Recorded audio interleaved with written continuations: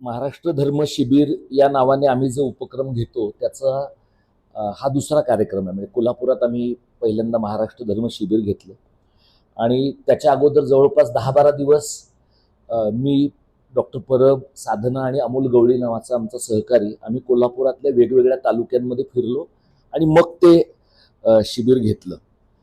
पुण्यामध्ये गेले काही महिने आम्ही काम करतो आहोत आणि त्यातनं महाराष्ट्र दिनाच्या निमित्तानं होणारी अभिवादन यात्रा इथं झाली, रेल्वे परिषदेचा कार्यक्रम झाला आणि त्यानंतर एक 2-3 आठवड्यांच्या पूर्वी आमचे सहकारी रोहित पाटील आणि अजित अभ्यंकर यांची 2 व्याख्यानं, एक डिलिमिटेशनवरचं, परिसीमनावरचं आणि दुसरं केंद्र राज्य संबंधांवरचं असं आम्ही घेतलं. तो सुद्धा एका व्यापक पातळीवर महाराष्ट्र धर्माची जी काही मांडणी आम्ही करण्याचा प्रयत्न करतोय त्याचाच भाग आहे.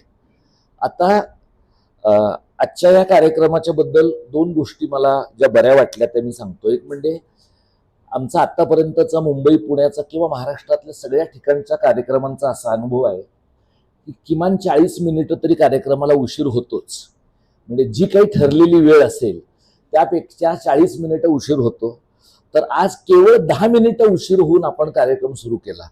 त्यामुळे काही एक बरा पायंडा पुण्यात पडला आहे आणि पुणे ही आता सांस्कृतिक राजधानी आहे की नाही हे मला माहीत नाही, पण इथं काही बरं घडलं तर त्याचा परिणाम महाराष्ट्रात इतरत्रही होईल असं मला वाटतं. दुसरं म्हणजे हॉल आता भरला आहे, त्यामुळे कामं करणाऱ्या लोकांना आपल्याला जनसंवर्धनाचा प्रचंड पाठिंबा आहे असं वाटण्यासाठी जी एक मानसिक पृष्ठभूमी तयार व्हायला लागते ते झालंय. जरी हॉलची क्षमता 70चीच असली तरी सुद्धा आपल्याकडे कॅमेऱ्यातनं फोटो काढणारे लोक त्याला खूप मोठा पाठिंबा अशा प्रकारचं व्यवस्थित इमेज निर्माण करू शकतात. आणि तशा प्रकारचे इमेज करण्यावरच आपला देश गेली 12 वर्ष चालू आहे. त्यामुळे आपण काही फार वेगळं करू असं नाही. ही जी काही महाराष्ट्र धर्माची मांडणी आता सरांनी सुरुवातीला केली आणि धर्म, भाषा, महाराष्ट्र धर्म आणि मराठी कारणाच्या बद्दल ते बोलले. आम्ही 20-22 वर्ष हे सगळं काम करतोय. सरांनी मगाशी एका भाषणात त्यांच्या मुद्द्यात सांगितलं की आम्हाला कोल्हापुरात एक जण असं म्हणाले की तुम्हाला हे सगळं करायला 10 वर्ष उशीर झाला असं वाटत नाही का? तर मी त्यांना म्हटलं की हो, आम्हाला उशीर झालाय, पण तुम्हालाही उशीर झालाय. म्हणजे आम्ही काही केलं नाही म्हणून तुम्ही फार धावपळ केली अशातलाही भाग नाहीये. म्हणजे एकूणच सगळ्या समाजाला उशीर झालेला आहे आणि आपण उशिरा राहण्याच्या स्पर्धेत एकमेकांच्या पुढे आहोत. हाच आता हे जे घडतंय आत्ताच्याला ना, म्हणजे महाराष्ट्रामध्ये आपल्या समाजाला जाग कधी येते, कशी येते का नाही, याच्याबद्दल आपण वारंवार 19व्या शतकातले 20व्या शतकाच्या सुरुवातीचे असे दाखले देत राहतो. म्हणजे सातत्यानं लोक असं म्हणतात की रानड्यांच्या मृत्यूनंतर टिळक असं म्हणाले की थंड गोळा पडलेल्या महाराष्ट्राला त्यांनी जाग आणली. पण मग नंतर टिळकांचाही मृत्यू झाला. मग पुन्हा महाराष्ट्राचं काय झालं? मग कुठल्या तरी टप्प्याला महाराष्ट्र स्वतंत्र संयुक्त महाराष्ट्रही व्हायचा होता, त्या टप्प्याला काय झालं? म्हणजे आपण देशाच्या इतर समाजांच्या बद्दल किती अधिकारवाणीनं बोलू शकू मला माहिती नाही, पण महाराष्ट्राचं जे टेम्परामेंट आहे, महाराष्ट्राचा जो पिंड आहे, आपण कितीही इतिहासाचे गोडवे गावले, आपण कितीही वॉरियर कम्युनिटी आहोत, मार्शल कम्युनिटी आहोत असं म्हणून स्वतःची पाठ आपण थोपटून घेतली तरी सुद्धा एक प्रकारचं बुद्धिमांद्य आपल्या समाजामध्ये उपजत आहे. आणि ते या प्रकारचं आहे की आपल्याला लढण्यासाठी सुद्धा काही एक एक्सटर्नल पुश लागतो. म्हणजे मराठी भाषेवरचं प्रेम करण्यासाठी, व्यक्त करण्यासाठी सुद्धा कुणीतरी हिंदीची सक्ती करावी लागते. म्हणजे हिंदीची सक्ती झाली नसती तर गेल्या 1-1.5 वर्षामध्ये मराठी भाषेच्या बाजूचं जे वातावरण निर्माण झालं ते झालं नसतं. आम्ही लोक 20-22 वर्ष हे सगळं काम करतो आणि मागेही कदाचित तुमच्यातले काही लोक आधी आले असतील तर त्यांना माहिती असेल, 1-2 वर्षापूर्वी आम्हाला असं वाटत होतं की मराठी अभ्यास केंद्राचा हा प्रयोग आपण बंद केला पाहिजे. याचं कारण समाजात ते पोचतच नाहीये. म्हणजे ही समाजाची चूक आहे का नाही असं काही ब्लेम गेम मला करायचं नाहीये, पण आम्हाला असं वाटलं की ज्या प्रमाणात ते पोचलं पाहिजे त्या प्रमाणात जर पोचत नसेल तर कदाचित आपण थांबलेलं उत्तम आहे. आपल्यापेक्षा बरी समज असलेले लोक कदाचित हे अधिक चांगलं करतील. पण मग त्यानंतर सरकारनं 3ऱ्या भाषेच्या सक्तीचा निर्णय घेतला आणि आंदोलनाला एक वेगळ्या प्रकारची गती आली. आता ही गती आल्यानंतर गेल्या वर्षभरामध्ये जवळपास 20 जिल्ह्यांमध्ये मी आणि माझे सहकारी फिरलो. आपल्याकडे जेव्हा आम्ही कामाला सुरुवात केली तेव्हा लोक काय म्हणायचे, विशेषतः आपला जो अभिजन वर्ग आहे, लेखक कलावंतांचा वर्ग आहे, त्यांच्यातल्या अनेकांचं म्हणणं असं होतं की मराठी भाषेचा प्रश्न हा फक्त मुंबईचा प्रश्न आहे. मराठीचं जे काही बरं वाईट होत आहे, म्हणजे स्थलांतरामुळे होत असेल, परप्रांतीयांच्यामुळे होत असेल, हे फक्त मुंबई शहरात होत आहे आणि हा प्रश्न राज्यव्यापी नाहीच आहे. एक जी महत्वाची गोष्ट गेल्या 1.5 वर्षामध्ये आम्हाला कळली आहे ती म्हणजे मुंबईतले लोक जात्यात आहेत, बाकीचे लोक सुपात आहेत. म्हणजे हे कोल्हापुरात आम्ही पाहिलं, सांगलीत पाहिलं, कोकणामध्ये पाहिलं. म्हणजे कोल्हापुरात आम्ही 10-12 दिवस फिरलो तेव्हा आम्हाला लोकांनी सांगितलं की मशीनच्या धारा काढायला तिथं परप्रांती आहे. म्हणजे आज तिथं मशीनच्या धारा काढायला परप्रांती आहे, उद्या ते गोकुळच्या निवडणुकीला उभे राहतील आणि आणखी काही वर्षांनी कोल्हापूरच्या जिल्हा परिषदेचे सभापती किंवा सदस्य होतील. आता ते महाराष्ट्राच्या इथल्या जीवनामध्ये ऑर्गॅनिकली मिसळतील का त्यांचा स्वतःचा एक वेगळा घेतो तयार होईल, हे कसं होणार आहे याचा मला अंदाज नाही. पण हे का घडत आहे याचं कारण आपला जो अभिजनांचा वर्ग आहे, राजकीय वर्ग आहे, प्रशासकीय वर्ग आहे, या सगळ्यांच्या विकासाच्या ज्या कल्पना आहेत, त्यांच्या मनातली विकासाची जी प्रतिमान आहेत, त्या सगळ्या विकासाच्या प्रतिमानांमध्ये या विकासाचे पहिले लाभार्थी मराठी भाषा बोलणारे, या संस्कृतीचे वाहक असलेले लोक असावेत, अशा प्रकारची जी एक मूळ भावना असायला पाहिजे, ती आपल्या एकूण विकासाच्या मॉडेलमध्ये नाही. आता ही तुम्ही पाहिलं, तमिळनाडूमध्ये पाहिलं, तुम्ही केरळमध्ये पाहिलं, काही प्रमाणात बंगालमध्ये पाहिलं, तर या प्रकारची भाषिक जाणीव, भाषिक अस्मिता तुलनेनं तीव्र आहे असं आपल्याला जाणवतं. आत्ताचा जो महाराष्ट्र आहे, ज्याच्याबद्दल मगाशी परब सर बोलले, त्या महाराष्ट्रामध्ये आम्ही जेव्हा लोकांशी बोलतो आणि महाराष्ट्र हाच धर्म आहे असं लोकांना सांगतो, त्यावेळेला आमच्या समोर एक जो प्रश्न निर्माण सातत्यानं केला जातो लोकांकडनं, तो असा आहे की आपण मराठी हिंदू आहोत ना. मग जर आपण मराठी हिंदू आहोत तर मराठी असण्यामध्ये आणि हिंदू असण्यामध्ये द्वैतच नाहीये, ते एकच आहे.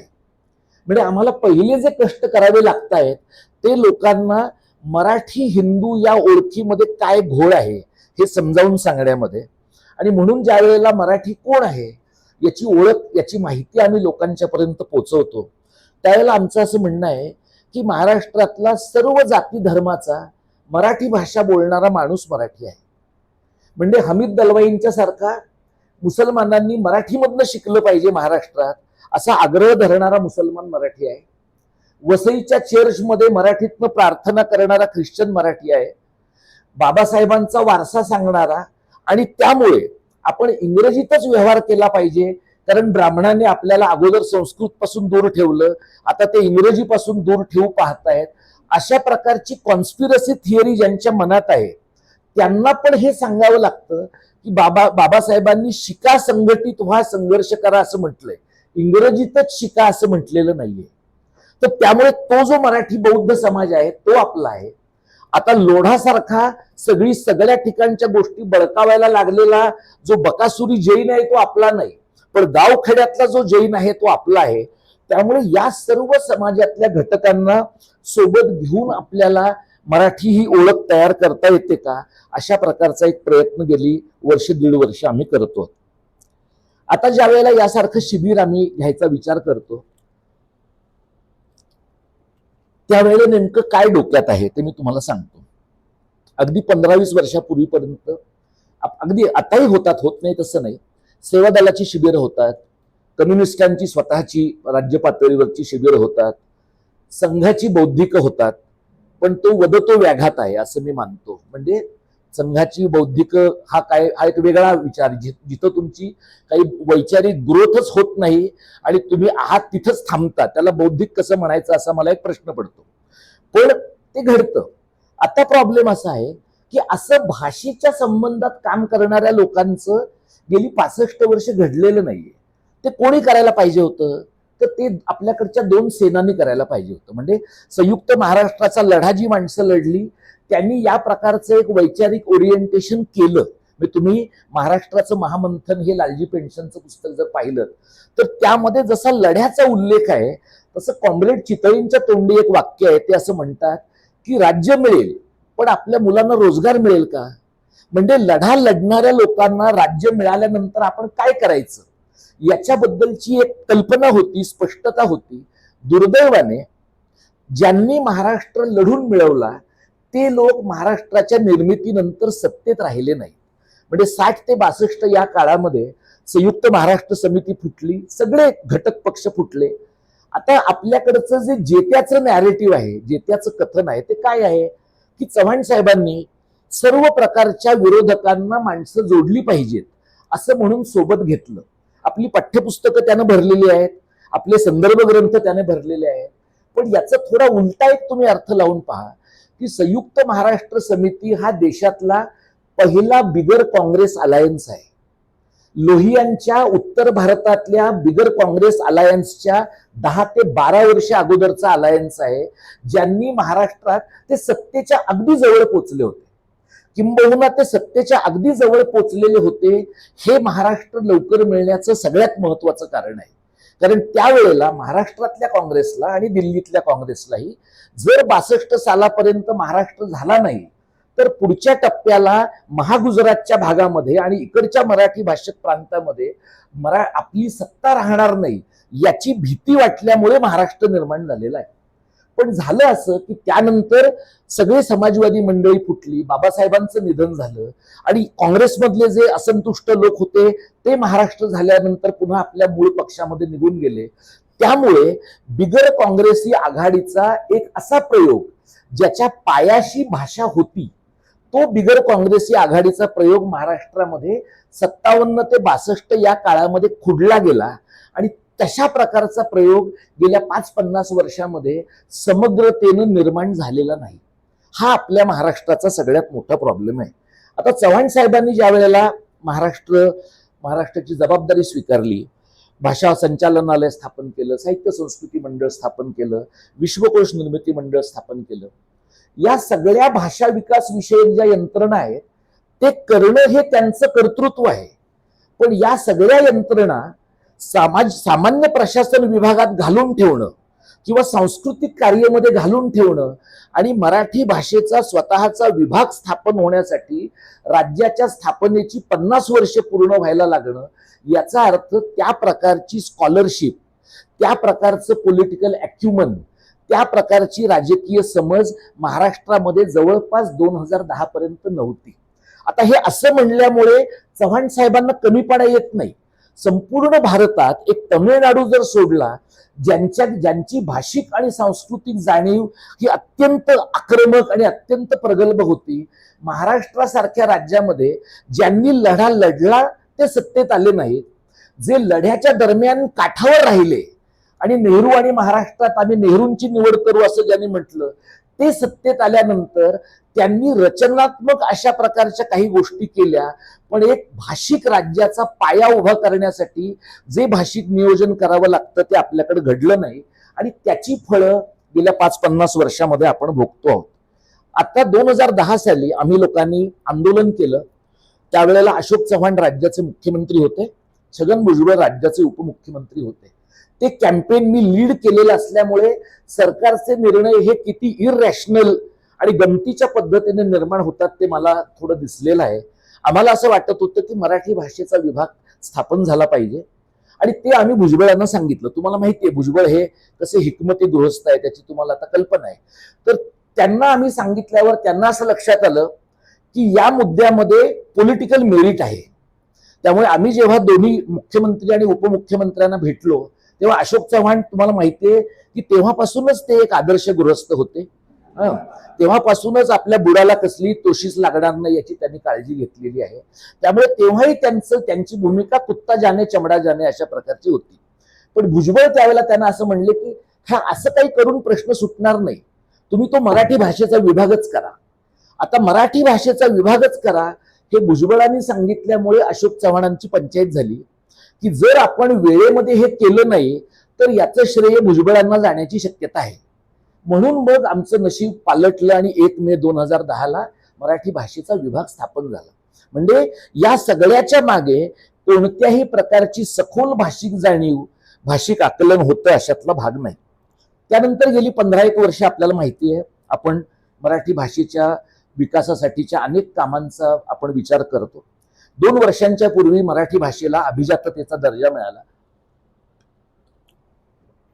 बरेच लोक आम्हाला असं म्हणाले की हे फार महत्वाचं काम झालेलं आहे.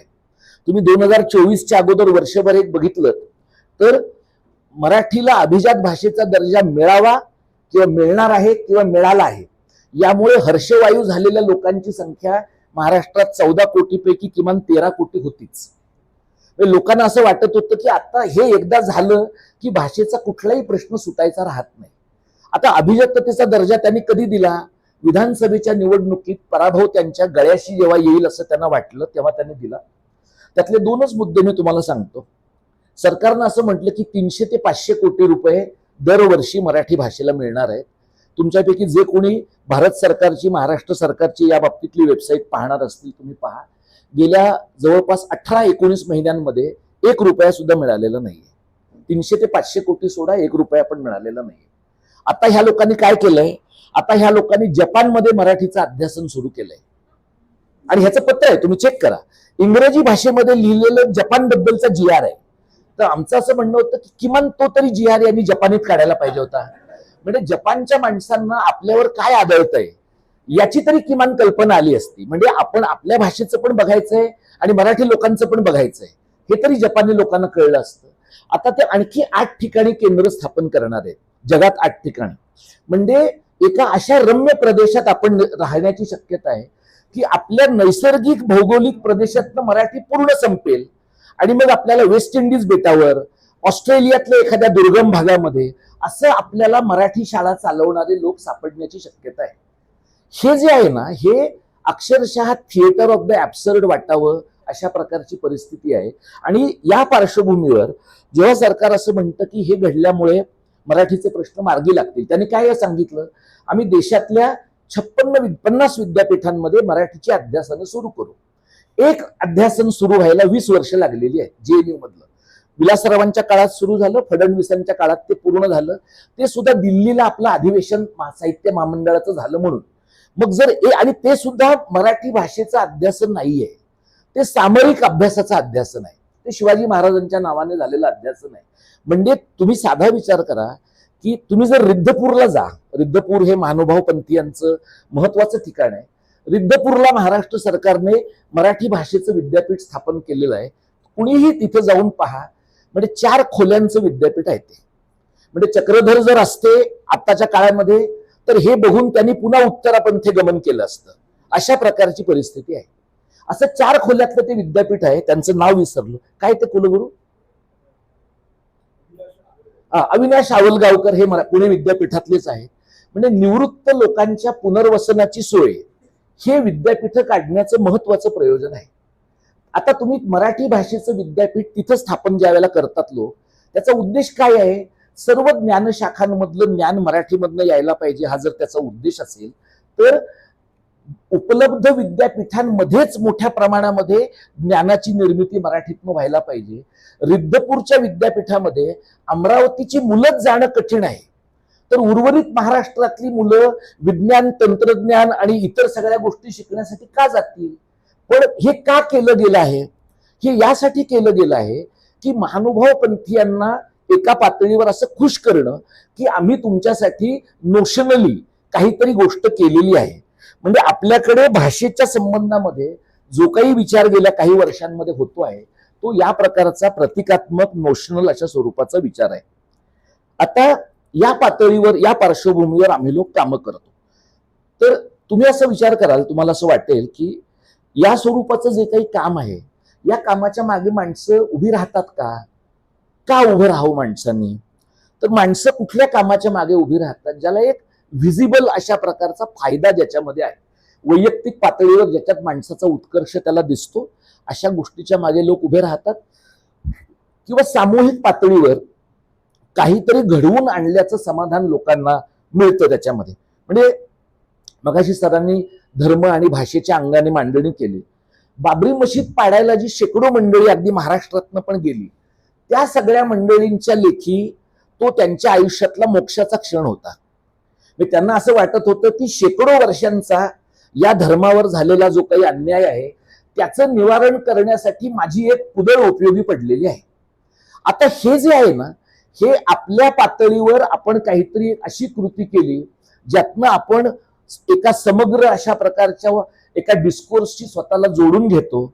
अशा प्रकारचं भान ज्या वेळेला धार्मिक मूलतत्ववाद एखाद्या समाजाला देतो, त्यावेळेला लोकांना तुम्ही तुमच्या मुलांना मराठी शाळेत घाला, तुम्ही तुमच्या घरी मराठी पुस्तकं आणा, तुमच्या गावातलं मराठी वाचनालय चांगलं चालतंय का बघा, तुमच्या गावामध्ये असलेलं पर्यावरण तुम्ही नीट जपा, कारण शाळा, पर्यावरण आणि ह्या सगळ्या गोष्टी एका व्यापक संस्थेचा भाग आहे.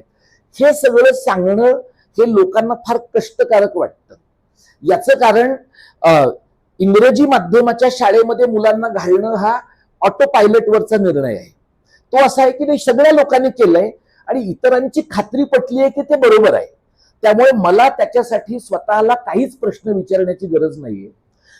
माझ्या गावात वाचनालय हवं असेल, माझ्या गावात शाळा टिकवायची असेल, तर मला त्याच्यासाठी काहीतरी स्वतंत्रपणे कष्ट करावे लागतात. ओव्हरऑल तुम्हाला असं दिसेल लोकांच्या मानसिकतेमध्ये की आपण अशा पद्धतीनं आपल्या समाजासाठी वागावं ज्याच्यामध्ये काही एक दृश्यमानता आपल्या स्वतःच्या अस्तित्वाला, स्वतःच्या कामाला असेल तर ते जास्त उत्तम आहे.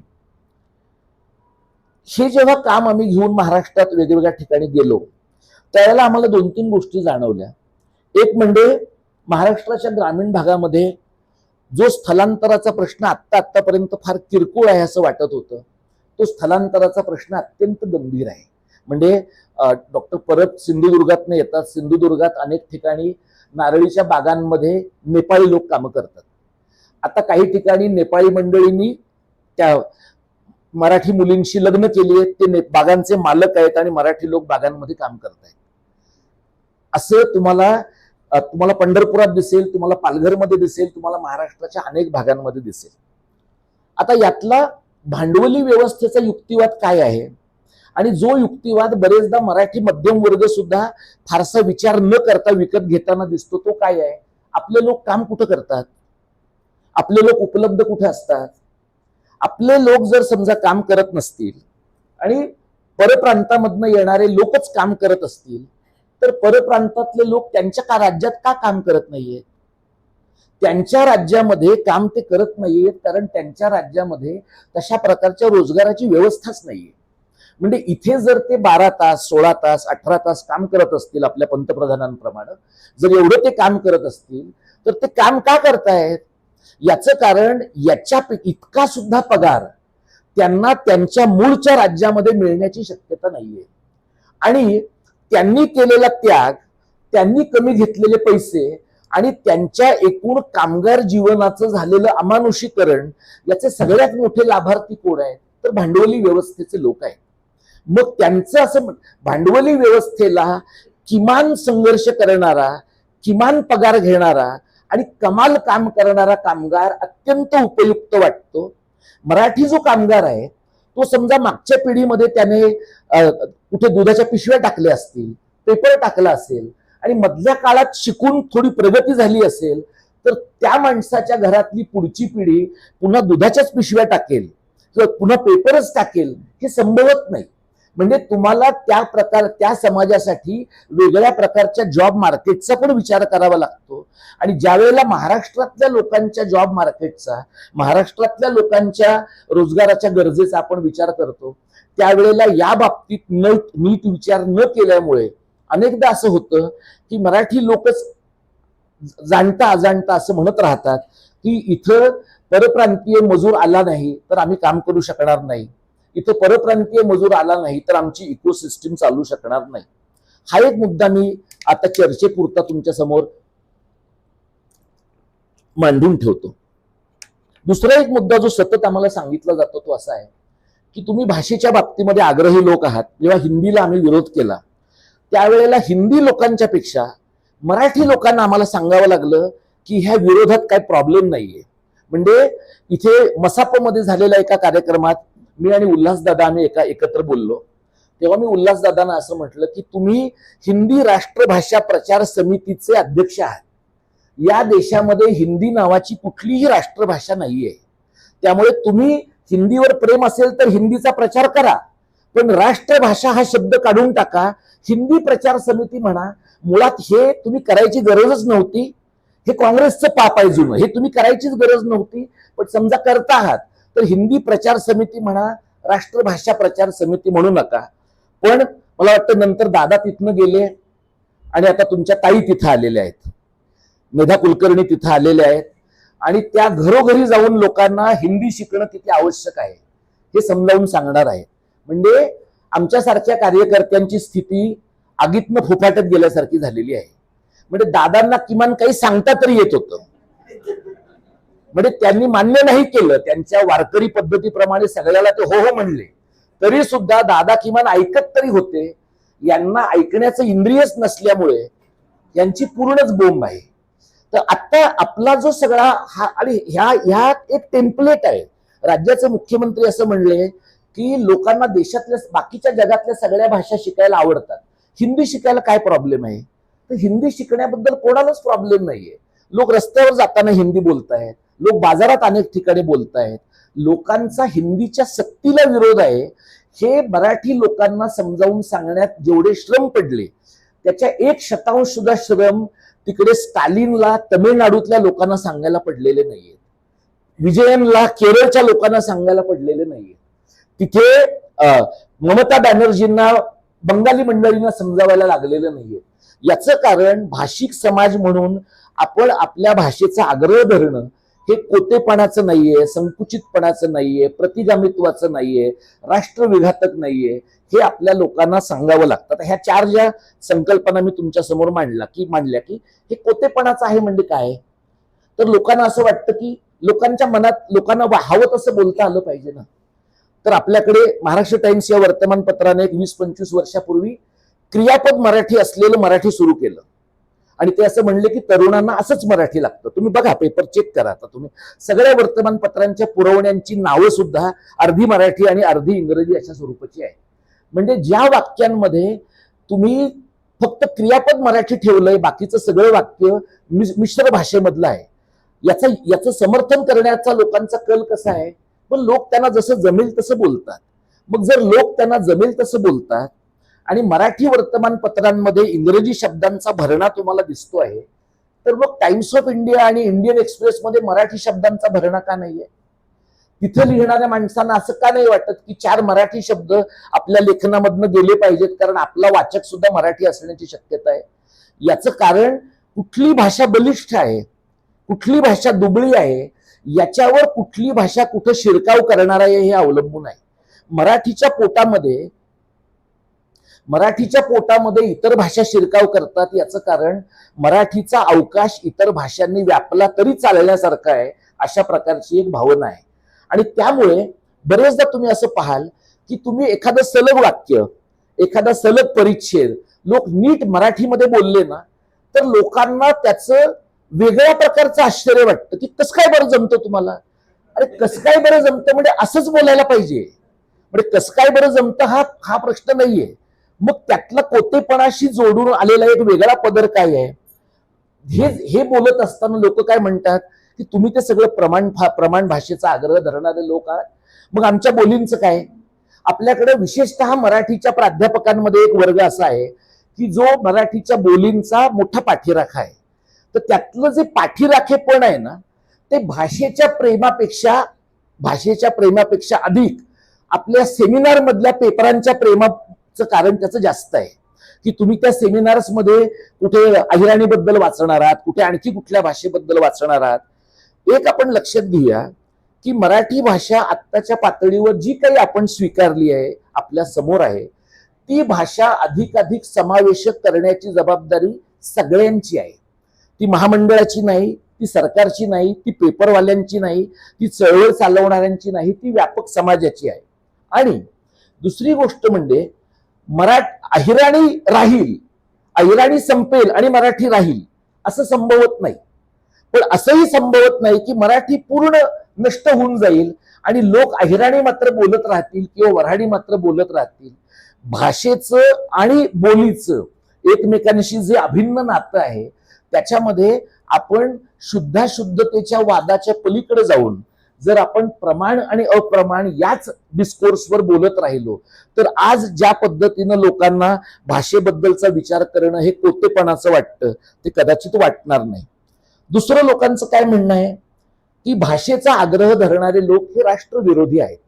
भाषेचा आग्रह धरणारे लोक हे देशाच्या एकात्मतेला धोका पोचवणारे आहेत. आता अशा प्रकारचा आरोप महाराष्ट्रात केला गेला आहे. काही प्रमाणात अशा प्रकारचा आरोप कर्नाटक रक्षण वेदिकेवर केला गेला आहे. अशा प्रकारचा आरोप काही वेळेला द्रमुकवर केला गेला आहे आणि ममता बॅनर्जींच्या तृणमूलवर केला गेलेला आहे. म्हणजे उत्तर भारतामध्ये अशा प्रकारचा आरोप का केला गेला नाहीये? कारण अशा प्रकारचा भाषिक संघर्ष सुरू कुठे होतो? जिथं स्थलांतर प्रचंड प्रमाणात होतं, जिथं बाहेरनं येणारे लोक तुमच्या भाषेला डॉमिनेट करण्याची शक्यता निर्माण होते, तुमची लोकसंख्या तोकडी पडेल अशा प्रकारची शक्यता निर्माण होते, तिथं काही वेळेला असुरक्षिततेतनं आणि काही वेळेला आक्रमकतेतनं अशा प्रकारची मांडणी करताना लोक दिसतात. आता भाषेच्या मुद्द्यावर काम करणं हे राष्ट्रविरोधी आहे का? तर आपण हा एक विचार करून बघूया की भारत हे बहुराष्ट्रीय युनिट आहे की नाही. भारत हे स्वातंत्र्य मिळाल्यानंतर एक असलेलं पण तत्वतः मल्टिपल नॅशनॅलिटीज असलेलं बहुराष्ट्रीय युनिट असलेला अशा प्रकारचा देश आहे. आणि आपण आपली विविधता जपण्याचा काही प्रमाणात प्रयत्न केल्यामुळेच आपण फुटलो नाही आहोत. ज्यांनी ह्या विविधतेला बाधा आणण्याचा प्रयत्न केला अशा पाकिस्तानमध्ये 2 भाषांच्या वादावरून तुकडे झाले. श्रीलंकेमध्ये सिंहली आणि तमिळ मंडळींच्या संघर्षामध्ये तो देश जवळपास फुटता राहिला आणि तिथं प्रभाकरन सारखं एलटीटीईचं मोठं दहशतवादी साम्राज्य निर्माण झालं. USSR सारख्या ठिकाणी तुम्ही बघा की अत्यंत मोठी पोलादी पकड असलेला तो देश 1990 सालाच्या नंतर अक्षरशः पटपट वितळून गेला आणि कॉमनवेल्थ ऑफ इंडिपेंडंट स्टेट्सची निर्मिती झाली. आजच्या घडीच्या अमेरिका या देशामध्ये आजही अनेक राज्यांमध्ये आम्हाला युनायटेड स्टेट्स ऑफ अमेरिकेमधल्या युनायटेड स्टेट्स बरोबर राहायचं नाहीये अशा प्रकारची मांडणी करणारी राज्य आणि त्यांचे प्रतिनिधी आहे. आज आपल्या देशामध्ये आपल्याला जर सर्व भाषिक समाजाला सोबत ठेवायचं असेल तर एक कुठली तरी भाषा प्रबळ आहे, ती भाषा इतरांना चेपेल आणि बाकीचे लोक त्या भाषेचं वर्चस्व किंवा आक्रमण किंवा दबाव सहन करतील अशा प्रकारची स्थिती नाहीये. आता त्याला जोडून काय प्रश्न येतो, मग इंग्रजीचं आपल्याला दडपण जाणवतं की नाही? इंग्रजीचा आपल्याला त्रास होतो की नाही? इंग्रजीचा पण त्रास होतो. म्हणजे 91 सालानंतरच्या जागतिकीकरणानंतर म्हणजे कल्चरल ग्लोबलायझेशनच्या प्रोसेसमध्ये, सांस्कृतिक जागतिकीकरणाच्या प्रक्रियेमध्ये आपल्याला असं दिसेल की इंग्रजी ही सांस्कृतिक जागतिकीकरणाच्या वहनाची भाषा आहे. आणि ते खूप मागे राहुल गांधींच्या बद्दल असा एक किस्सा प्रसिद्ध झाला होता की ते कुठल्या तरी खेडेगावामध्ये उत्तर भारतातल्या गेले आणि तिथल्या एका बाईंना त्यांनी विचारलं की तुमचं मूल कोणत्या शाळेमध्ये जात आहे? तर त्या बाईंनी सांगितलं की इंग्रजी माध्यमात जात आहे. तर राहुल गांधींनी असं म्हटलं की पण का, म्हणजे हिंदी ही इथली भाषा आहे तर तुम्ही का नाही तुमच्या मुलांना हिंदी माध्यमाच्या शाळेत घातलेलं? आता ह्याच्यात राहुल गांधींनी हा प्रश्न विचारण्यात प्रॉब्लेम आहे. कारण राहुल गांधींचं स्वतःचं हिंदी नंतर सुधारलेलं आहे. पण राहुल गांधींनी असा प्रश्न विचारल्यानंतर त्या बाईंनी असं म्हटलं की चॉकलेटच्या रॅपरवर सुद्धा हिंदीतनं काही लिहून येत नाही, मग आम्ही आमच्या मुलांना हिंदी माध्यमात का घालावं? हे जे आहे ना, हा प्रसंग फक्त राहुल गांधींच्या पुरता नाहीये. हे तुम्हाला अक्रॉस द बोर्ड भारतात सगळीकडे असं दिसेल की लोकांचं म्हणणं असं आहे की इंग्रजीमुळे आमचं नुकसान होईल की नाही, हे आम्हाला आवडणारं नुकसान आहे. हिंदीमुळे जे आमचं नुकसान होतंय ते आम्हाला न आवडणारं नुकसान आहे. हा जो पेच आहे तो आपण समजून का घेतला पाहिजे? इंग्रजीमुळे लोकांना असं वाटतंय की मोडकं तोडकं इंग्रजी आल्यामुळे आमच्या मुलांच्या रोजगाराच्या शक्यता वाढतील आणि त्यामुळे आम्ही समाजातली जी उतरंड आहे त्या उतरंडीमध्ये 2-4 पायऱ्या जोरात चढून वरती जाण्याची शक्यता आहे.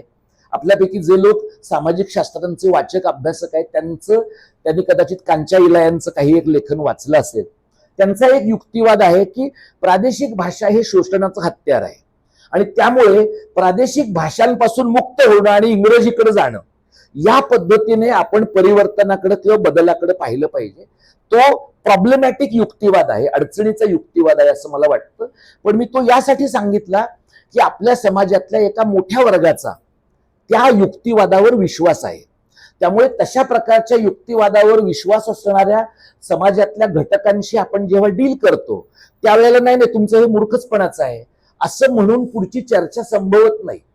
त्यांना त्या निष्कर्षापर्यंत काय यावंसं वाटलं, त्यांची त्यामागची पार्श्वभूमी काय आहे हे पण पाहणं गरजेचं आहे. मगाशी मी तुम्हाला म्हटलं तसं की हिंदीच्या वर्चस्वाबद्दल महाराष्ट्रासह देशातल्या अनेक राज्यांमध्ये दोन कारणांनी नाखुशी आहे. एक म्हणजे उत्तर भारतातनं येणारा माणूस, आणि मी जेव्हा उत्तर भारतातनं येणारा माणूस असं म्हणतो तेव्हा उत्तर भारतातनं येणारा हिंदू आणि उत्तर भारतातनं येणारा वहाबी मुसलमान या दोघांच्या मध्ये फार फरक करण्याचं कारण नाही, कारण ते दोन्हीही समाजगट त्याच प्रकारचे वर्चस्ववादी आहेत. त्यांना असं वाटतं, विशेषतः मराठी सारख्या भाषेबद्दल असं वाटतं की तुमच्या आणि आमच्या लिपीत काय फरक आहे, आणि आमची भाषा तर जास्त मंडळी संख्येनं बोलतायत. आता तो पण फुगा आपण आकलनाच्या पातळीवर असा फोडून पाहायला पाहिजे की हिंदीची जनगणनेतली लोकसंख्या आणि हिंदीची प्रत्यक्षातली लोकसंख्या याच्यात प्रचंड मोठा फरक आहे. म्हणजे अवधी, बुंदेलखंडी, ब्रज, मगही, भोजपुरी या भाषा बोलणारे जे सगळे लोक आहेत या सगळ्या लोकांची जेव्हा जनगणनेमध्ये हिंदी भाषक म्हणून नोंदणी होते किंवा केली जाते तेव्हा हिंदीचं पोट बेडकासारखं फुगतं. हे जे फुगलेल्या बेडकाचं हिंदीचं नॅरेटिव्ह आहे ते घेऊन ते पश्चिम भारतामध्ये येतात आणि इथं ते सांगतात की ही राष्ट्रभाषा आहे. त्यामुळे आपल्याला या प्रकारचं नॅरेटिव्ह जेव्हा आपण डिमिस्टिफाय करायला जातो त्यावेळेला आपल्यावर होणारा आरोप तुम्ही राष्ट्रविरोधी आहात असा आहे. तर राष्ट्रविरोधी असणं आणि हिंदी विरोधी असणं या दोन सारख्या गोष्टी नाहीयेत. आपला प्रॉब्लेम काय बघा, तुम्ही राज्यशास्त्राचे कुणी असाल तर तुम्ही दीपांकर गुप्तांचं तुमच्यापैकी कुणीतरी वाचलं असेल. दीपांकर गुप्तांनी नेटिव्हिजम इन अ मेट्रोपॉलिस नावाचं शिवसेनेवरचं एक पुस्तक लिहिलंय.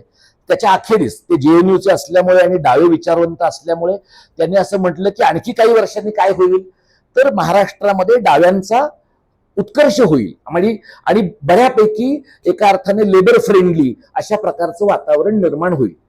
दीपांकर गुप्ता हयात आहेत, जेएनयू हयात आहे, महाराष्ट्र हयात आहे, पण महाराष्ट्राचं काहीही डावेकरण झालेलं नाही. आता हे का नाही झालं? कारण तुमचं आकलन गणलेलं आहे. तुमचं आकलन का गणलेलं आहे? कारण तुम्ही जे पाहिलं ते तुम्ही इंग्रजीच्या चष्म्यातनं पाहिलं.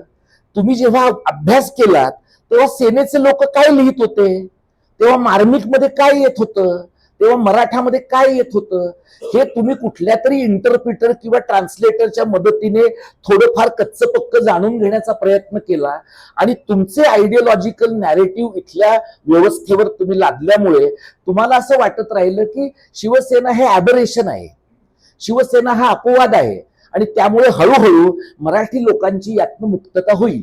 असं नाही घडलं. शिवसेनेच्या नंतर 40-45 वर्षांनी महाराष्ट्र नवनिर्माण सेना आली आणि हे दोनही पक्ष आजच्या घडीला महाराष्ट्रामध्ये ज्याला तुम्ही मराठी कल्चरल स्पेस असं आपण म्हणतो तो मराठीचा कल्चरल स्पेस मोनोपोलाइज करून आहेत. आता आमच्यासारखे जे लोक काम करतात त्यांना दुहेरी प्रॉब्लेम आहे. तो काय आहे की एकीकडे ही जी उत्तर भारतातनं आलेली हिंदी इंग्रजी अशी द्वैभाषिक इंटलेक्च्युअल मंडळींची संख्या आहे, त्या सगळ्या लोकांना सतत सांगत राहावं लागतं की भाषेचा आग्रह धरणं याच्यात प्रतिगामी आणि राष्ट्रविरोधी काही नाही.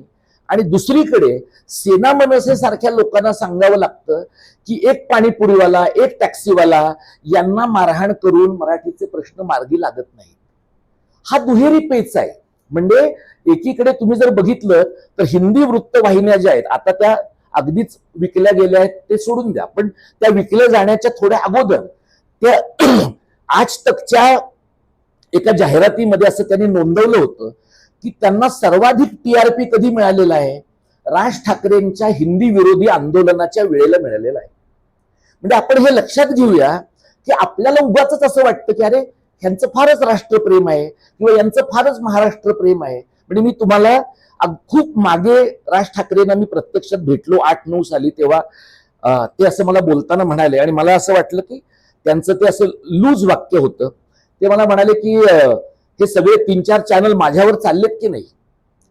आता हे तुम्ही राजकारणात एका फेजमध्ये यशस्वी झालात की तुमच्या मनामध्ये अशा प्रकारचा एक अहंकार म्हणा, एक आक्रमक भाव म्हणा, तो येतो.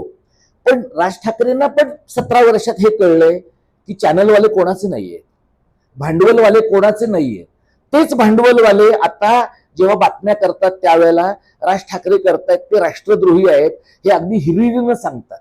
त्यामुळे महाराष्ट्रामध्ये मराठीच्या बद्दलचा आग्रह धरणं याला जितका राष्ट्रविरोधाचा बट्टा लागतो तितका तमिळनाडूतल्या मंडळींना लागत नाही. याचं कारण त्यांनी ते त्यांच्याच भाषेत बोलत राहतात आणि ते सर्वांना त्यांच्या भाषेच्या नॅरेटिव्ह पर्यंत आणणं भाग पाडतात. आपले लोक एकतर हिंदी बरं बोलत नाहीत, घाणेरडं बोलतात. त्यामुळे हिंदी ऐकणाऱ्या माणसांचा त्यामुळेही संताप होतो. आणि तुम्ही वाईट हिंदी बोलत असाल तर तुम्ही बोलता कामा नये, किंवा तुम्हाला बोलायचं असेल तर तुम्हाला ठामपणे तुमच्या भाषेत हिंदीतनं तुमची बाजू मांडता आली पाहिजे. आपल्याकडे असं दिसतं की आपण एका अशा प्रकारच्या सांस्कृतिक राजकीय पेचात आहोत की आपलं ठरत नाहीये की आपण दक्षिणेत आहोत का उत्तरेत आहोत. म्हणजे उत्तरेतनं एवढ्या प्रचंड मोठ्या प्रमाणात आपल्याकडे आता माणसांची भरती झाली आहे. त्यानिमित्ताचा एक मुद्दा सांगतो आणि मग मी ह्या उत्तर दक्षिणच्या मुद्द्याकडे येतो. उत्तरेतनं एवढ्या मोठ्या प्रमाणात आपल्याकडे जेव्हा लोकसंख्या येते तेव्हा लोक काय म्हणतात, देशात घटनेचं 19वे कलम आहे, सगळ्यांना कुठेही जाण्याचं स्वातंत्र्य आहे, तुम्ही कसं काय रोखू शकता. घटनेमध्ये 19वे कलम आहे, कुणाला कुठेही जाण्याचं स्वातंत्र्य आहे, हे बरोबर आहे. पण घटना लिहिली गेली 49 साली, अंमलात आली जानेवारी 50 मध्ये. घटनाकारांना जर अंदाज आला असता की देशातल्या काही राज्यांमधले लोक एवढे आर्थिकदृष्ट्या मागास असतील की जवळपास 5-6 कोटी लोक दुसऱ्या राज्यामध्ये जातील आणि हे स्थलांतर नाही, हे सामूहिक विस्थापन आहे, असं घडणार आहे, याचा जर घटनाकारांना अंदाज आला असता तर या प्रकारच्या स्थलांतराला काय रिस्ट्रिक्शन्स असावीत, या प्रकारच्या स्थलांतरावर काय प्रकारचे बंधनं घालावीत, याचा त्यांनी विचार केला असता.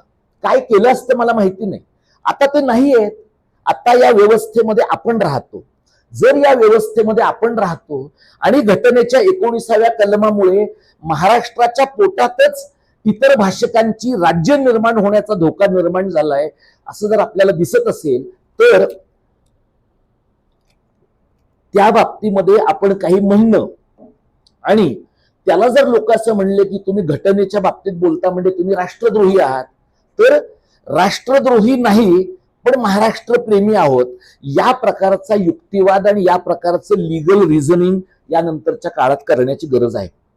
मगाशी जो मुद्दा मी थोडा मध्ये सोडला तो म्हणजे आपलं हे ठरत नाहीये की आपण उत्तरेत आहोत का दक्षिणेत आहोत. आणि हा आपला जुना प्रॉब्लेम आहे.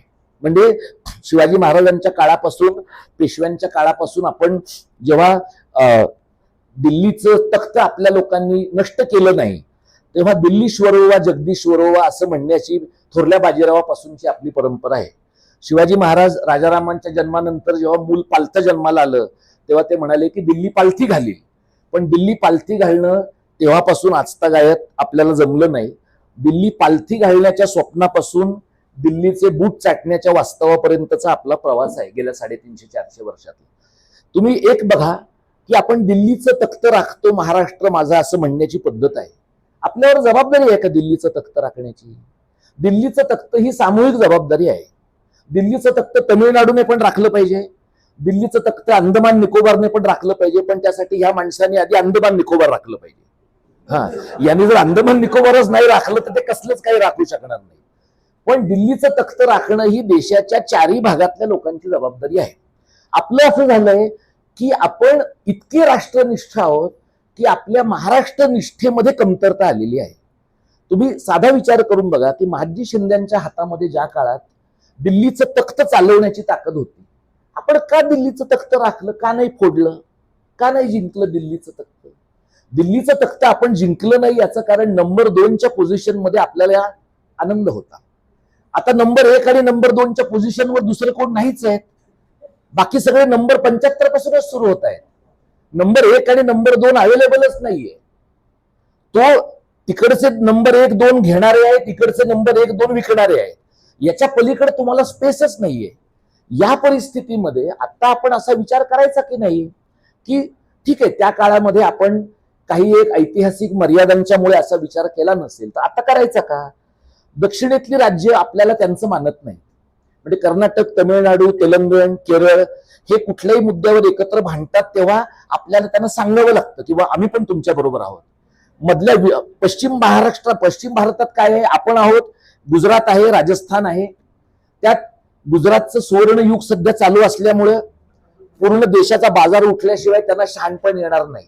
आणि तुम्ही लक्षात घ्या, हे जर आपल्यात कोणी गुजरातचे सहानुभूतीदार असतील, असायला हरकत नाही, आपण लोकशाहीत आहोत, तर त्यांनी हे एवढं नोंदवून ठेवावं की देशाचा बाजार उठेल तेव्हा गुजरातचा सर्वात जास्त उठलेला असेल. याचं कारण देशातल्या सर्वात घातक प्रयोगशाळेचे ते पहिले विक्टीम आहेत, त्यांना कळायच्याही अगोदर. आत्ताच्या घडीला जी परिस्थिती आहे त्याच्यामध्ये आपण दक्षिणेशी कसं जोडून घेऊ शकतो? तर केंद्र राज्य संबंधांच्या चौकटीमध्ये महाराष्ट्राची परिस्थिती अशी आहे की आपण प्रचंड कर भरतो, मिळतं फार कमी. MMRचा प्रांत, म्हणजे आता कोणी फक्त मुंबई म्हणत नाही बघा, आपल्याकडे फक्त MMRचा म्हणतात प्रांत, इथे PMRचा प्रांत म्हणतात लोक. MMRचा जो प्रांत आहे त्याची जवळपास 4.25 कोटी लोकसंख्या आहे. आणि आत्ताचे जे आपले सत्ताधीश आहेत त्यांना तिथं 3री मुंबई, 4थी मुंबई, वाढवण बंदर, मुरबे बंदर, म्हणजे शक्यतो 1 इंचही जागा माणसाला चालायला मोकळी सुटू नये याची पुरेशी सोय त्यांनी त्यांच्या सो कॉल्ड इन्फ्रास्ट्रक्चरल मॉडेलमध्ये केली आहे. आता हे सगळं जेव्हा उभं राहणार आहे तेव्हा त्या उभं राहण्याच्या प्रक्रियेत आत्ताच्या घडीला जे लोक महाराष्ट्रात राहत आहेत, MMR मध्ये राहत आहेत, त्यात प्रचंड मोठी संख्या उत्तर भारतीयांची आहे. या भागात 1.5 कोटीच्या आसपास लोकसंख्या त्यांची आहे. उद्या जर MMRचं राज्य झालं, केंद्रशासित प्रदेश झाला, तर या राज्यामध्ये मराठी ही या राज्याची 3री भाषा होण्याची शक्यता आहे. हे मी तुम्हाला अतिशयोक्त सांगत नाही, ही म्हणजे आत्ताच तशी परिस्थिती आहे. आत्ताच त्या परिसरामध्ये मराठी आता लोक आपल्याकडे एक जे बहुभाषिकतेचा आग्रह धरणारे लोक आहेत ना, त्या सगळ्यांचं असं म्हणणं असतं नेहमी की माणसांना अनेक भाषा येतात, माणसाने अनेक भाषा शिकल्या पाहिजे. पण माणसाने अनेक भाषा शिकण्यासाठी मातृभाषा त्यागली पाहिजे असं नाहीये. मातृभाषेसह अनेक भाषा शिकणं आणि त्या शिकण्याच्या वेगवेगळ्या टप्प्यांना शिकणं, याचा एक काहीतरी विचार आपण समाज म्हणून करायला पाहिजे. एक असं मला दिसतं की ज्या प्रमाणामध्ये या देशात हिंदुस्थानचं कथन ताकदवान होत आहे, आणि ते ताकदवान होत आहे हे स्पष्टच आहे. म्हणजे आपल्या अकाउंट मधल्या पैशांवर डल्ला मारला होता या मंडळीने, ते झालंच, पण त्यांनी रामाला पण सोडलं नाहीये. म्हणजे रामाला सुद्धा आपण त्यापेक्षा वनवासात होतो ते बरं होतं. आपल्याला ह्यांनी मांडवात आणि मंदिरात आणून बसवलं आणि नंतर आपलं घर लुटलं. पण हे रामाला सुद्धा कळण्याची गरज होती. जसं आपल्यासारख्या सर्वसामान्य माणसांना कळण्याची गरज होती, तसं रामालाही कळण्याची गरज होती की राम आपला रिमोट कंट्रोल नाहीये, रामाचे कोणतरी रिमोट कंट्रोल आहे. हे कळल्यानंतर आता आपल्याला असं दिसतं की आत्ताचं जे कल्चरल नॅशनलिझमचं नॅरेटिव्ह आहे त्यामध्ये कोणत्याही प्रकारच्या भाषिक अस्मितेला काही स्पेस नाहीये, कोणत्याही प्रकारच्या भाषिक अस्मितेला काही वाव नाही. मगाशी बोलताना सर अभिजात मराठीच्या बद्दल बोलले, मीही काही मुद्दे सांगितले. आपल्याला असं दिसतं की ही जी राज्य व्यवस्था आहे त्यांना भाषा ही एक प्रकारची अडचण अशी वाटते की जितक्या जास्त भाषांमध्ये व्यवहार करावा लागेल तितका तो व्यवहार आणि त्या प्रकारचं इनडॉक्ट्रिनेशन लोकांच्या पर्यंत पोहोचताना त्रास होतो. जे आपलं रोज पहाटेचं व्हॉट्सअप विद्यापीठ आहे, त्या व्हॉट्सअप विद्यापीठातनं माहितीचं परिपूर्ण डिसेमिनेशन होण्यासाठी भाषा जितक्या कमी तितकं तुम्हाला माणसांपर्यंत पर्कोलेट होण्याची शक्यता अधिक वाढते. हे तुम्हाला अनेकदा जाणवेल. आणि त्याच्यामुळे या सर्व पातळ्यांवर आपल्या भाषेचा आग्रह धरताना 2-3 गोष्टी आपण लक्षात ठेवायला पाहिजे. एक म्हणजे मगाशी परब सर म्हणले तसं नुसता भाषेचा किंवा नुसता समाजाचा आग्रह शक्य नाहीये. म्हणजे आपल्याकडे असे अनेक लोक आहेत बघा, पुण्यातही आहेत. पुण्यात इथे मोठ्या प्रमाणात ढोल पथक आहेत आणि त्या ढोल पथकांवर लोक ढोल वाजवतात, नऊवारी साड्या नेसतात स्त्रिया आणि बुलेटवरनं फिरतात आणि लोकांना असं वाटतं की ही मराठी संस्कृती आहे. तर ही मराठी संस्कृती आहे की नाही? आहे. पण तुमच्या घरामध्ये माणसं मराठीतनं शिकत नसतील तुमच्या घरातनं मराठीतला व्यवहार होत नसेल, मराठी भाषेच्या वैज्ञानिक तंत्रज्ञानाच्या आणि ज्ञानाच्या व्यवहारात तुम्ही सहभागी नसाल, तर हे जे आहे ना हे फक्त मुखवटे आहे. मग हे तुमचं डोमेस्टिक पातळीवर घडतंय. आंतरराष्ट्रीय पातळीवर काय घडतं? तुम्ही राहताय अमेरिकेत आणि सिद्धिविनायकाची ऑनलाईन पूजा करताय, तर सिद्धिविनायकाची ऑनलाईन पूजा करून तुमचं मराठी पण शाबूत नाही राहत. फक्त सिद्धिविनायकाच्या ऑलरेडी ढेरपोट्या असलेल्या त्या सगळ्या मंडळींचं आणखी भलं होतं. याच्यापेक्षा दुसरं काही होत नाही. हे सगळ्यांचं घडतं आहे.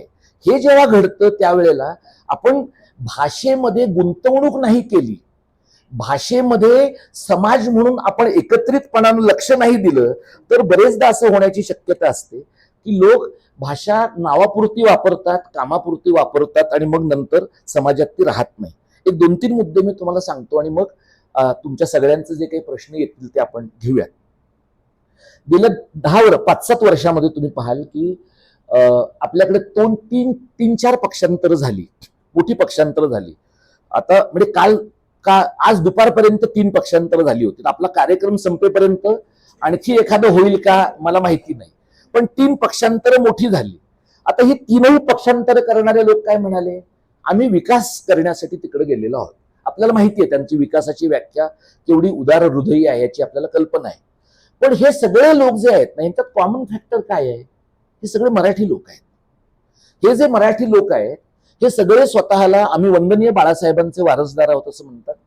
त्यातला एक घटक आम्ही वंदनीय म्हणजे आदरणीय शरद पवार साहेबांचे वारसदार आहोत असं म्हणतात. आणि यांच्यातल्या कोणाच्याही राजकीय कृतीमध्ये बाळासाहेबांच्या राजकीय कृतीतला 1% मराठी विचार तुम्हाला दिसत नाही.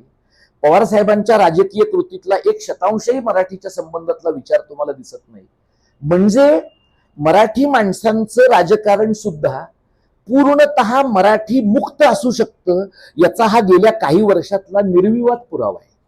हे कसं घडतं? म्हणजे तुम्ही आडनावाने मराठी आहात, तुम्ही मराठीमधनं निवडणुकांच्या जाहिराती करता, मराठीमधनं मतं मागता, याचा अर्थ तुम्ही मराठी भाषेच्या अंगाने जाणारं, मराठी संस्कृतीच्या अंगाने जाणारं काम करताय असं खात्रीपूर्वक सांगता येत नाही. तुम्ही साधं उदाहरण बघा की आता गेल्या 5-10 महिन्यामध्ये किंवा 1-2 वर्षामध्ये वारकरी पंथातली जी मंडळी अत्यंत आग्रहानं विठोबा रुक्माईच्या बद्दलचा उल्लेख करताना समतेच्या अंगाने जाणाऱ्या दिंड्यांच्या बद्दल बोलत राहायची.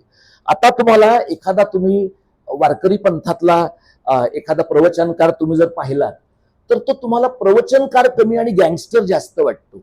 त्याची तुम्ही बॉडी लँग्वेज पहा, त्याची तुम्ही देहबोली पहा. म्हणजे तो कुठेतरी मोठ्या बाटल्या भरून एखाद्याच्या डोक्यात शाई ओततो, कुठेतरी त्याचं बोलणं ह्याला कापा त्याला मारा अशा प्रकारचं असतं. हे जे कल्चरल माफियोसी आहेत ना, हे कल्चरल माफियोसी सुद्धा स्वतःला मराठीच म्हणतात. त्यांची पण अभिव्यक्तीची भाषा मराठीच आहे. त्यामुळे आपण ज्या वेळेला मराठीचा आग्रह धरतो, मराठी भाषा मराठी संस्कृती टिकली पाहिजे असं म्हणतो, त्यावेळेला या सांस्कृतिक परिप्रेक्ष्यामध्ये असलेली विकृती आपली नाहीये, ती आपण डिसोन करतो. याही प्रकारची एक मांडणी आपण करण्याची गरज आहे. बरेच लोक आम्हाला सांगतात भाषेचं चळवळीचं काम करताना की तुम्ही भाषेचं काम करा, तुम्ही राजकारण करू नका. म्हणजे मला बरेचदा लोक असं विचारतात की तू हिंदुस्थानच्या RSSच्या कथनाला विरोध करतोस, पण तुला असं वाटत नाही का की भाजप आणि संघामध्ये सुद्धा मराठीवर प्रेम करणारे लोक असतील? मला मान्य आहे ना, मला असे अनेक लोक माहीत आहेत भाजप आणि संघामधले ज्यांची मुलं मराठी माध्यमामध्ये गेलेली आहेत, ज्यांनी आग्रहाने आपल्या मुलांना मराठी माध्यमाच्या शाळेत घातलंय, चांगलं वाचन करणारे आहेत आणि तशा प्रकारच्या संस्था उभ्या करणारे आहेत.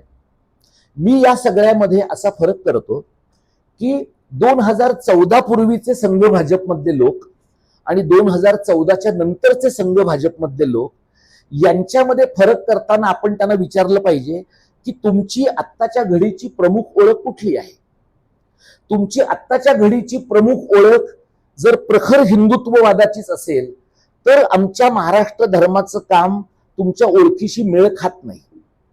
जर तुमची या क्षणाची ओळख दुभंगलेली असेल, म्हणजे तुम्हाला मराठी शाळा बंद पडतायत याचं वाईट वाटत असेल, पण उर्दू शाळा बंद पडतायत ह्याचा आनंद होत असेल, कारण तेवढंच मुसलमानांचं वंचितीकरण झाल्याचा परात्पर आनंद तुम्हाला होत असेल, तर काहीतरी तुमचं बेसिक मध्ये लोच आहे.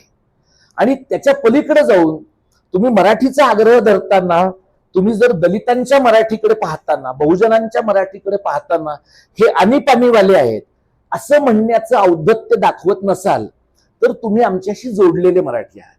म्हणजे हे मी का सांगतोय की मी ही चळवळ लोकांच्या पर्यंत नेत असताना त्याचं जे राजकीय स्टेटमेंट आहे ते बरेचदा मी करतो.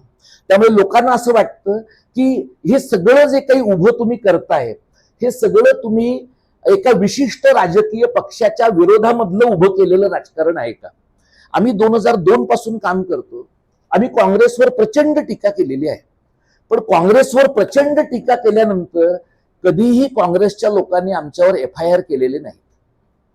म्हणजे काँग्रेसने आम्हाला इतकं अनुल्लेखाने मारलेलं आहे त्यावेळेला की काँग्रेसचा स्किल सेटच आहे तो, की समोरच्या लोकांना जाणवतच कामा नाही की ते महत्वाचे आहेत. हे काँग्रेसच्या स्किलचा भाग आहे, पण हा त्यांच्या चांगुलपणाचाही भाग आहे. आज मात्र असं दिसतं की तुम्ही भाषेच्या बाबतीत काही काम करत असाल, भाषेच्या बाबतीत तुम्ही काही भूमिका घेत असाल तर सोशल मीडियावर तुम्ही ट्रोल होता. ही छोटी गोष्ट आहे, पण तुम्ही शहरी नक्षल आहात, तुम्ही समाज विघातक कामं करताय, अशाही प्रकारची मांडणी अनेकदा केली जाते. अशा परिस्थितीमध्ये भाषेचं काम करायचं आणि राजकारण करायचं नाही हे संभवत नाही. भाषेचं काम हा सांस्कृतिक राजकारणाचाच भाग आहे. म्हणजे आता राज ठाकरे आणि उद्धव ठाकरे हे दोन भाऊ आम्ही जे आंदोलन केलं त्यामुळे एकत्र आले असं मला खूप लोकांनी सांगितलं. म्हणजे माझं कौतुक करणाऱ्या लोकांमध्ये 50% लोक तसे आहेत की तुझ्यामुळे दोन भाऊ एकत्र आले. तर त्याबद्दलचं माझं उत्तर असं आहे की आम्हाला ते अपेक्षितच होतं असं सांगता येत नाही. ते घडलंय, ते आमच्या कंट्रोल बाहेरचं होतं. कदाचित कावळा बसायला आणि फांदी तुटायला गाठ पडली आणि ते एकत्र आले. पण ते दोघं एकत्र आले म्हणजे मराठी भाषेचं भलं होईल का आम्हाला माहित नाही. आणि ते दोघं एकत्र आले म्हणजे मराठी भाषेच्या विकासाचं सगळं काम त्यांच्या अंगावर ठेवून आपण आरामात तंगड्या टाकून बसू शकू का, मला अजिबात असं वाटत नाही. जर त्यांच्याकडनं दीर्घकालीन अशा प्रकारचं मराठीचं भलं होण्याची शक्यता असती तर मगाशी परब सर म्हणाले तसं माझ्या हिंदू बांधवांनो असं म्हणण्याचा छंद त्यांनी सोडला असता. कारण कुठलाही बिगर मराठी हिंदू तुम्हाला मत देतच नाहीये. उत्तर भारतीय तुमच्याकडे ढुंकून पाहत नाहीये आणि गुजर मारवाड्यांच्या लेखी तुम्ही फक्त कमिशन एजंट आहात, बाकी काही नाही आहात तुम्ही. हे जर तुम्हाला कळलं नाही ना तर एका दगडावर मराठी आणि एका दगडावर हिंदू असं केलं की पडता तुम्ही खाली आणि मग काय होतं ते तुम्हाला माहिती आहे. तर हा जो प्रॉब्लेम आहे हे लक्षात घेता आणि हे सगळं काम करताना मी विद्रोही चळवळीतल्या लोकांच्या बरोबरीने फिरलो. म्हणजे किशोर ढमाले, प्रतिमा परदेशी यांच्या बरोबर गेलो, संपत देसाईंच्या बरोबर गेलो, समाजवाद्यांच्या बरोबर अनेक कार्यक्रमांमध्ये गेलो. आणि इथंच मसापमध्ये झालेल्या कार्यक्रमामध्ये मी कॉम्रेड नवलेंना असं म्हटलं की संयुक्त महाराष्ट्राच्या लढ्यात तुमचा पक्ष होता, तुमचं आणि सेनेचं भांडण आहे म्हणून तुम्ही मराठीचा मुद्दा कशाला सोडून देता, तो ओरिजिनली तुमचा मुद्दा आहे. आता गेल्या दीड वर्षामध्ये असं दिसतं, म्हणजे ते काही माझ्या सांगण्यामुळे त्यांनी केलंय असं माझं म्हणणं नाहीये, पण त्यांचं असं त्यांनी केलंय की डावी मंडळी मराठीच्या मुद्द्याबद्दल आग्रहाने बोलताना दिसतात, आंबेडकरवादी मंडळी बोलताना दिसतात. मी तुम्हाला एक उदाहरण सांगतो, मी त्यातला पाणी द्या. जो सांगणेबल भाग आहे, एक 5 मिनिटं अजून बोलू ना.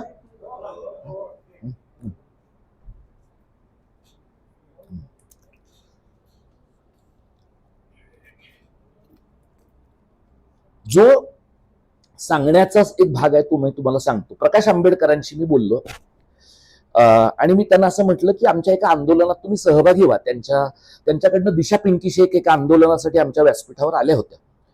तर मला ते असं म्हणाले फोनवर की तुम्ही त्या सेना आणि मनसेच्या लोकांना कशाला बोलावता. हा, तर मी त्यांना म्हटलं की बाळासाहेब आम्ही सगळ्यांनाच बोलावतो. ते म्हणाले नाही नाही, ते स्वतःच्या मुलांना बॉम्बे स्कॉटिशमध्ये घालतात, त्यांना तुम्ही का बोलावता. मग ते मला असं म्हणले की मी स्वतः इंग्लिश मीडियम मध्ये शिकलोय म्हणून मी तुमच्या व्यासपीठावर कधी येत नाही. आता त्यांनी येऊ नये असं आमचं म्हणणंच नाहीये. आता ज्या कुठल्या तरी टप्प्याला ते इंग्रजी शिकले, ती समजा एक भाषिक चूक आहे असं त्यांना वाटत असेल आणि ती धरून ते आमच्या व्यासपीठावर आले तर आम्हाला काहीच प्रॉब्लेम नाही.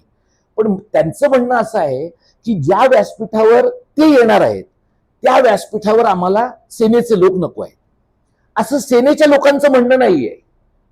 सेनेचे लोक समाजवाद्यांच्या पण सोबत बसतायत, काँग्रेसवाल्यांच्या पण सोबत बसतायत. म्हणजे आत्ताच्या घडीला सेनेसारखा लवचिक पक्षच नाहीये.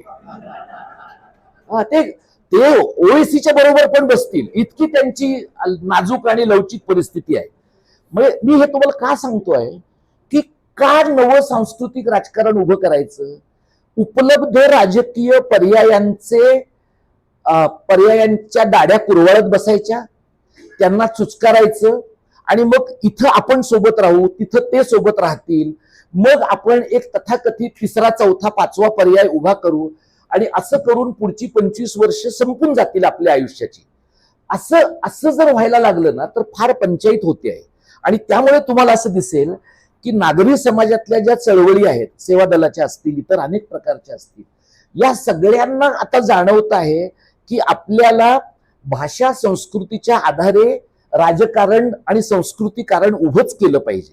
आणि ते जे राजकारण किंवा संस्कृतीकारण आहे ते उभं करण्यासाठी मला जे जाणवतं ते असं की उपलब्ध राजकीय पर्यायांच्या सोबत पण उपलब्ध राजकीय पर्यायांचं पूर्ण ओझं न घेता अशा प्रकारचा स्वायत्त अवकाश असलेला सांस्कृतिक राजकारणाचा पर्याय उभा करता येणं शक्य आहे, किंबहुना तो करून पाहिला पाहिजे. आता असे पर्याय यशस्वी होतात का, तर कदाचित आपल्या हयातीत नाही, म्हणजे माझ्यासारख्याच्या हयातीत नाही होणार. ह्याच्याबद्दलचं माझं साधं म्हणणं असं आहे की जी 107 माणसं मुंबई महाराष्ट्रात यावी म्हणून मेली, त्यांच्यातल्या कोणाचंही नाव मुंबईतल्या एकाही रस्त्याला नाहीये, त्यांची काही स्मृती नाहीये. पैसे दिल्यानंतर जैन मुनींच्या नावापासून वाटेल त्या लोकांची नावं रस्त्यानं दिली आहेत, पण ज्यांनी मुंबईसाठी जीव दिला त्यांची नावं नाहीये. मग त्या माणसांनी का जीव दिला असेल? कुठल्या तरी एका मोमेंटला त्यांना हे शहर आपलं आहे, हे राज्य आपलं आहे आणि या राज्यासाठी आपण काहीतरी किमान केलं पाहिजे, मग मोर्चात गेलं पाहिजे. लोक काही मरायला मोर्चात जात नाहीत, लोक मोर्चाला जातात. एखादा अधम मानसिकतेचा मोरारजी सत्तेत असतो म्हणून माणसं मरतात, नाहीतर त्याला कमरेखाली गोळ्या घालता आल्या असते की नाही, पण तसं होत नाही. मग ज्या माणसांनी आपल्याला महाराष्ट्र कदाचित पाहायला पण मिळणार नाही हे माहीत असताना जीव दिला किंवा त्यांनी स्वतःचे प्राण गमावले, त्यांच्यापेक्षा आपण अधिक भाग्यवान आहोत असं मला वाटतं. कारण आज किमान महाराष्ट्र नावाचा एक भौगोलिक प्रदेश आहे. त्याचा संकोच होतोय का, त्यातलं मराठी पण आकसतंय का, अशा अनेक प्रश्नांचा आपल्याला एकत्रित विचार करता येईल. पण या प्रकारचं सांस्कृतिक राजकारण करावं अशा प्रकारची एक भावना मनात आहे. शेवटचा मुद्दा सांगतो आणि थांबतो. हे सगळं काम वाढवायचं तर 2-4 महिन्यातनं एकदा आपण कार्यक्रम करू, सभा करू, बैठक परिषदा करू, हे असं वाढत नाही. त्याला एक स्थायी जागा लागते. आता मुंबईमध्ये तसं शिवाजी मंदिरमध्ये आम्हाला एक कार्यालय ज्ञानेश महाराजांच्या मुळे मिळालं, तिथे आम्ही काम करतो. माझी इथं आलेल्या मंडळींना विनंती आहे की अशी आम्ही जागा बघतो आहोत की जिथून पुण्यातली माणसं त्यांचं काम करू शकते. सोनालीताई आहेत, संदीप आहे, त्याच्याबरोबरची सगळी टीम आहे. या लोकांनी हा सगळा कार्यक्रम उभा केलाय आणि हे मांडणं तुमच्या समोर का गरजेचं होतं की आम्हाला असं दिसतंय की ही आत्ताची आपली ही चर्चा आणि आता आपल्याकडे ज्या काही वेगवेगळ्या व्याख्यानमाला होत आहेत त्यातली व्याख्यान, याच्यामध्ये मी फरक असा पाहतो की बोलणारा माणूस निघून जातोय बोलून. इथं आपण असं करणार आहोत की पुढचा जो काही 1-1.5 तासाचा वेळ आहे त्याच्यामध्ये तुमच्या मनात असलेले प्रश्न, न पटलेल्या गोष्टी, आणखी काही आम्ही करतोय त्या मांडणीत अपेक्षित बदल आहेत का, ही चर्चा व्हावी. आणि त्या एंगेजमेंट नंतर एक काही काळ, दिवसातला काही काळ, आठवड्यातला, महिन्यातला काही काळ असा या चळवळीसाठी देण्याचा तुम्ही मंडळींनी जर विचार केला तर आम्हाला आनंद होईल. एक चांगली संख्या इथं आली हे सगळं ऐकायला. डॉक्टर परबांनी काही मांडणी केली, मी सविस्तर त्याच्याबद्दल बोललो. मला असं दिसतं की येत्या काही वर्षामध्ये महाराष्ट्राच्या समोर अस्तित्वाचा प्रश्न निर्माण होणार आहे. भाषेच्या समोर तर आहेच, महाराष्ट्राच्या त्रिभाजनाचा धोका आहे हे मी खूप ठिकाणी सांगतो आहे. विदर्भ, MMRचा प्रांत आणि उर्वरित महाराष्ट्र असा त्रिभाजनाचा धोका आहे. आणि त्यातला जो MMRचा प्रांत आहे ती इथून दिल्लीत जाऊ पाहणाऱ्या एका गृहस्थाच्या भांडवली गुंतवणुकीचं साधन आहे. हे आपण लक्षात घ्या. हेही मी तुम्हाला सांगतो की आता जे दोघे सत्तेत आहेत त्यांच्याबद्दल आपल्या खूप वाईट आपल्या मनात कल्पना असतील आणि त्या असल्याच पाहिजे. पण इथून जो माणूस नागपूरचा दिल्लीत जाणार आहे, आणखी 10 वर्षांनी त्याच्या तुलनेत ते संत वाटतील, अशा प्रकारची परिस्थिती आहे. हे लक्षात घ्या तुम्ही. आणि म्हणजे उगाच मराठी माणूस पंतप्रधान होईल म्हणून दंडाच्या बिटकुळ्या फुगवत बसू नका. जो माणूस मराठीच नाही आहे, आडनावानेच मराठी आहे, आणि ज्याचं नॅरेटिव्हच महाराष्ट्र धर्म चेचून टाकणं हे आहे, नाहीतर अशा माणसाने हिंदी सक्तीसाठी जीवाचं रान केलं नसतं. अशा माणसाने हिंदी सक्तीचा निर्णय आहे तशाच पद्धतीनं फुलवत ठेवण्यासाठी नरेंद्र जाधवांसारख्या त्यांच्या ताटाखालचं मांजर असणाऱ्या माणसाला अध्यक्ष म्हणून तिथे आणलं नसतं. त्यामुळे या लोकांच्या जी डीएनए मध्ये काय प्रकारची भावना आहे, त्यांचा डीएनए हा सुप्रा नॅशनलिस्ट डीएनए आहे. त्या सुप्रा नॅशनलिस्ट डीएनए मध्ये कुठल्याही प्रकारची भाषिक जाणीव राहत नाही, तगत नाही. आणि जर भाषिक जाणीवेचाच विचार असेल तर तो कदाचित उत्तर भारतातल्या हिंदीचा आणि संस्कृतचा असेल. महाराष्ट्र हे त्यांच्या वर्चस्वाच्या विकासाचं हत्यार आहे. एवढा एक विचार आपण सगळ्यांनी करावा असं मी सुचवतो. आपण शांतपणाने ऐकून घेतलं, मी आपला आभारी आहे. यानंतर आपण आपले प्रश्न जे काही असतील ते जरूर विचारा. धन्यवाद. जय मराठी, जय महाराष्ट्र.